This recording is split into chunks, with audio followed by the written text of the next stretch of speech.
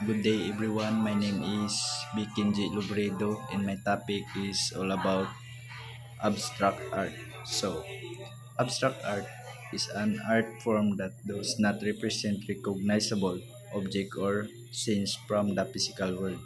Instead, it uses shapes, color, line, and form to convey emotion, ideas, or concept. So, ang abstract daw kuno is wala siya nag-recognize o wala siya nag-represent sa object sa physical na worlds. Instead, nagapakita siya og mga shapes, color, lines, and form na mga emotion, ideas. So karon akong isulti sa inyo ang mga type of abstract art. So first is Dadaism. Dadaism, an art movement formed during World War I in Zurich. Dada artists create satirical and non-satirical art, poetry, and performance in reaction to the wars. For example, Blasters by Man Ray. So ang katong kuan, ang kato siya katong karon sa picture nga kanang naghilak is dili lang na siya nga ingon nga basta-basta nga art. Napuna siya ay kuan pod. Napuna siya ay meaning pod. Ang Dadaism was an art movement that emerged during World War I in Zurich. Dada artists responds to the horror of war by creating satirical and non-satirical art, poetry, and performance. An example Dadaist art is Blasters by Man Ray. Next is Surrealism. Surrealism use fantastic or incurious imaginary in art, literature, film, or theater. Through unilateral juxtaposition and combination. Example, the presentence of memory by Salvador Dali. So kana sa picture mo ng example of surrealism arts. Next is constructivism. Constructivism, an artistic and architectural philosophy that oriented in Russia in 1915 by Vladimir Tatlin and Alexander Rodchikov. Constructivism art is abstract order and aims to reflect modern industrial society and urban space. So ang ang constructivism is kuan siya theory ni siya sa individual activity construct their own knowledge and understanding through their experience in interaction with the world rather than passively and receiving information. So kani siya mo niya ang abstract expressionism. Abstract expressionism, a term applied to new form of abstract art developed by American painters such as Jackson Pollock, Mark Rothko, and William D. Koenig. In the 1940s and 1950s, it is characterized by gestural brushstrokes or mark making and the impression of spontaneity. Example, mural by Jackson Pollock. So ang expressionism day is kuan siya sa American art movement that emerged in New York City in the 1940s and 1950s, characterized by its emphasis on spontaneous emotions expression through abstract. So kaning nagbagit-bagit nga art is gitawag ni siya og optical art. This work is abstract with many better known spaces, created in black and white, typically, and give the viewer the expression of movement, hidden image, flashing and vibrating. So kani siya nga art, wala yun ni actually siya nagaliyok, pero pag imong siyang tanawon din maliyok nimo, din ma-move nimo ang imong cellphone, mura siya og nagaliyok bitaw, mura siya og nagadagan. Of art short for optical art is style of visual art that used to destroy or manipulate geometrical patterns, often to create optical illusion.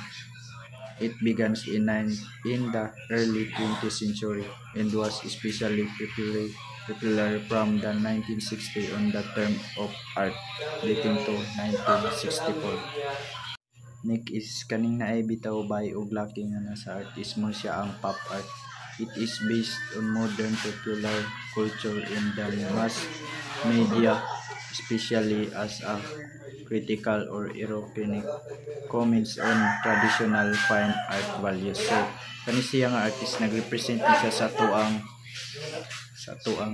kuan karon panahon karon na kuan mga movie bitaw may nana.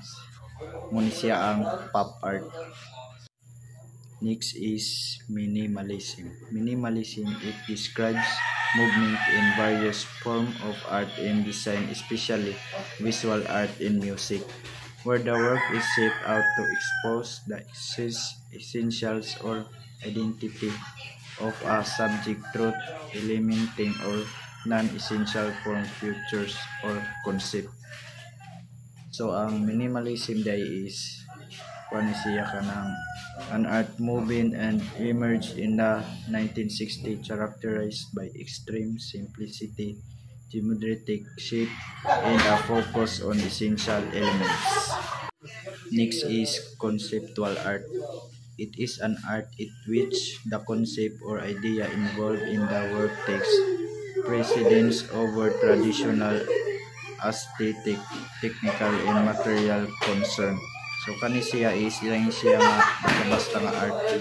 Conceptual art is a movement that prioritizes the idea or concept behind a work over its finished physical form. Next is photorealism.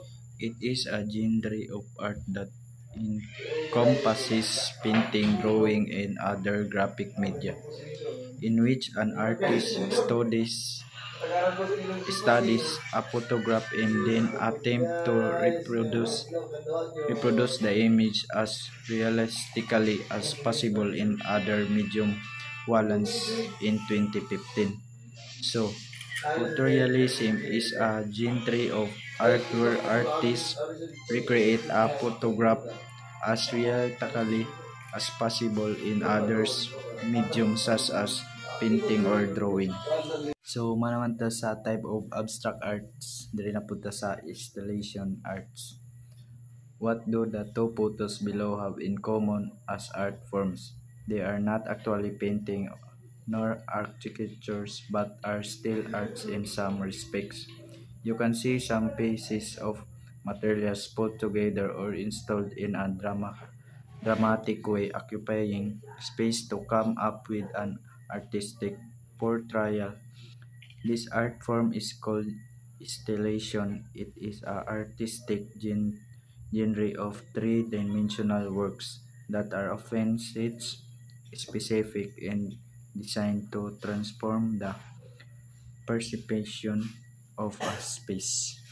Karon mo ni ang mga type sa installation arts. Una is Nonotak Studio on the Metamorphosis by Miyu Zhaichong. So muna siya murag nagkuan sa iya ba, vibrate raw sa pikas niya. Sa pikas is tao gyapon ni nana. Din ang next ani nga kuan image is kaning isa ning murag nag-vibrate gyapon ba, duwa sila ka buok kuan.